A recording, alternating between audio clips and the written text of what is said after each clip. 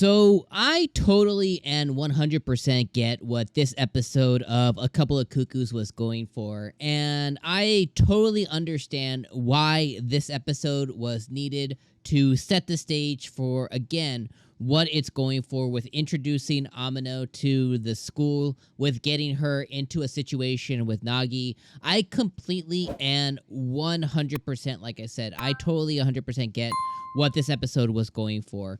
But at the end of the day, feelings are feelings and opinions are opinions. And I think this episode, which is episode number 5 of A Couple of Cuckoos, was probably the least interesting, least engaging, and I enjoyed watching the least. Now, it doesn't necessarily mean that it was bad. I just think that in all 5 of the episodes so far, I think this was like the less interesting episode of the season so far. And it really just stems from, again, them trying to set the stage, them trying to introduce Umino to the school, just based on like what they were going for. I just really think that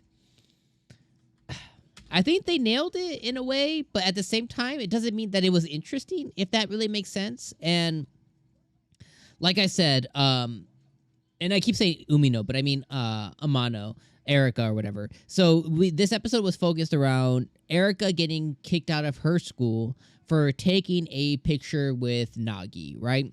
And because she got kicked out of her school for plot reasons, she wasn't able to make the meeting because Nagi ended up getting sick. So that led her and her dad deciding, like, well, just go to school with your future husband, right? So they make it happen because she's a rich girl, so they can just basically make whatever, like, they just make it happen. And she shows up and she gets introduced into her school, or into his school. And then you have the hero stuff, right? Whatever, the purple hair girl. So we have the hero stuff, and Hero immediately befriends Erika because she's the class rep of the class that she's joining. She ends up being a huge fan, etc., etc. The episode has Hero and Nagi getting closer together because they share a common interest, which is the Shrine stamp book, which I actually think is really, actually, like, I was like, I don't know if that's a real thing, but if it is, that's actually very, very cool. But I like how they shared that moment. And then the rest of the episode is Nagi stressing about Hero and Erika getting too close to each other and him getting outed for confessing to Hero, which I don't think is actually going to happen. But he was stressing and he was concocting a bunch of different scenarios in his head for what that could potentially mean for him and everything else. But what he actually ended up doing, which is a positive thing, what he actually ended up doing was getting closer to Erika, because Hero was crying because all day long she was holding in feelings that she was just a huge fan of Erika. And during that moment, because she's crying, immediately Nagi thinks that it's because Erika did something to her or said something, or she might have said something about the fiance stuff. So he's like, hey, whatever she did, don't worry. She's a good person. She didn't mean it. She's really awesome, whatever. And that just ended up having Erika like Nagi more because he has her back. And because she's popular and because she is famous and because she is an Instagram star and all this other stuff, basically everybody at school that she went with hated her and she didn't have real friends. So Nagi is like the first one, and then we have Hero, who is going to be now like the second one. So what he said meant a lot to her, and that's going to make their relationship closer. But that's the opposite of what Nagi wants, because he wants to get closer to Hero. So again, I think the things, like, as I'm explaining it, right, even as I'm explaining it, it's a good thing for the setup of the anime. But again, like I was trying to make my point, is it doesn't make the episode fun to watch.